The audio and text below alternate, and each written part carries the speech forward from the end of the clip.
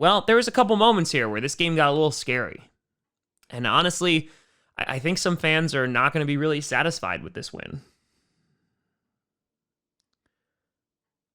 But at least they didn't lose to the Giants.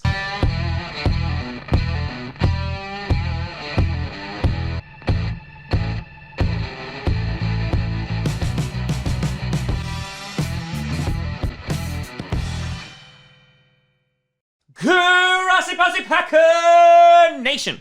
Welcome to another episode of Packcast, the podcast where you don't have to be a Packers fan, but it sure does help. I'm your host, Tom, 9-3 Grossi, and today we're going to be breaking down the Green Bay Packers defeating the Philadelphia Eagles 30-16. First, I want to do a big shout and thank you to some brand new YouTube members. First, we have Alan Nato III, we have Todd Von Havoc, we have Scotland Belk II, we have Campaign 2002, we have Da Che Wookie, we have Pun Hits Hard, Cynthia Harker, Tom Grossi Simp, Sam Plays Different Games, and Micah Tang. A big shout out and thank you to you all. So a historic game for the Green Bay Packers. Not only did they, of course, come away with the W and get that 9-3 record, also currently in second place in the NFC, but Aaron Rodgers threw his 400th career touchdown pass to who else but Davante Adams.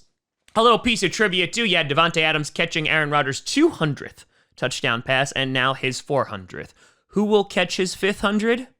Tom Grossi, of course. And for the most part, the game was handled pretty well on both sides of the ball. The defense held Philadelphia to just 3 points in the first 3 quarters. The offense scored 20 unanswered points throughout the second and third quarter, and it looked like this was just going to be a runaway. Now, Carson Wentz, who obviously has been hit a cajillion amount of times, he had been sacked more times than the entire Pittsburgh defense has gotten sacks this year. He got benched for Jalen Hurts, the second-round rookie. And I will say, Philadelphia, if there's anything to hang your hat on, it's that Jalen Hurts played pretty damn well for a guy coming off the bench. What does that mean for Carson Wentz's future? Is Jalen Hurts going to be the starter next week?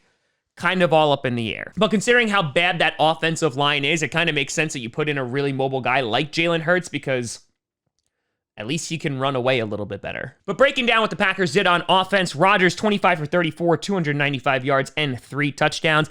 Aaron frackin' Jones 15 for 130 yards and a touchdown, including a 77-yard touchdown, assisted by, of course, David Bakhtiari and MVS with some phenomenal blocking. Davante Adams, 10 for 121 yards and 2 touchdowns. Lazard, 3 for 50. And Big Bob Tunyon, 4 for 39 and 1 touchdown. And like I said, the offense was rolling for the majority of the game. There was a couple of drives late in the game where they really stalled out, and they were going 3 and outs. And of course, you had the big punt return for a touchdown. But other than that, the Packers had a pretty firm control of this game. Over on defense, you had 7 sacks, including Kingsley Keke racking up 2.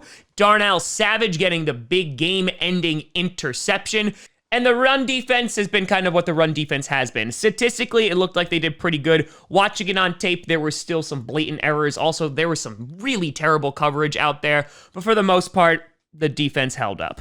You also said Jay Sternberger go out with a concussion, so he's going to be entering concussion protocol. In addition, you had Elton Jenkins, who was getting his first technical start as a center because Corey Linsley has been put on IR, so he will be out for at least 3 games. For the Eagles, Wentz went 6 for 15 and only 79 yards. Jalen Hurts, 5 for 12, 109 yards, 1 touchdown, and 1 interception. Miles Sanders, only 10 for 31, and Goddard, 5 for 66. He was their main target. On top of that, they also got 2 sacks, but for the most part, our offensive line played pretty damn well. So next week, the Green Bay Packers are going to be taking on the Detroit Lions, who were able to get a win over the Bears today, and they have an opportunity to potentially clinch this division within the next couple of weeks. The Vikings are still hanging around, and as of right this second, they're actually the number 7 seed because they beat the Jaguars in overtime, which is gross. So if the playoffs started today, the Green Bay Packers would be playing the Vikings in the wild card round.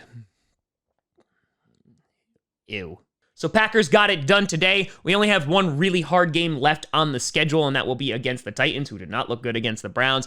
But if anything has been shown throughout this season, it's that every single week is going to be a battle. You saw the Giants knocking off the Seahawks today, so you never know. But for right now, the Green Bay Packers are 9-3, and are looking pretty damn good. But let me know what you think down in the comments below. You can always find me at TomGrossiComedy.com or at TomGrossiComedy on all social media. See you down below. Check out Patcast on SoundCloud, iTunes, Google Play Music, Spotify, and of course YouTube. And a big shout and thank you to all the patrons over at patreon.com/TomGrossiComedy and the YouTube members. But thank you so much for watching.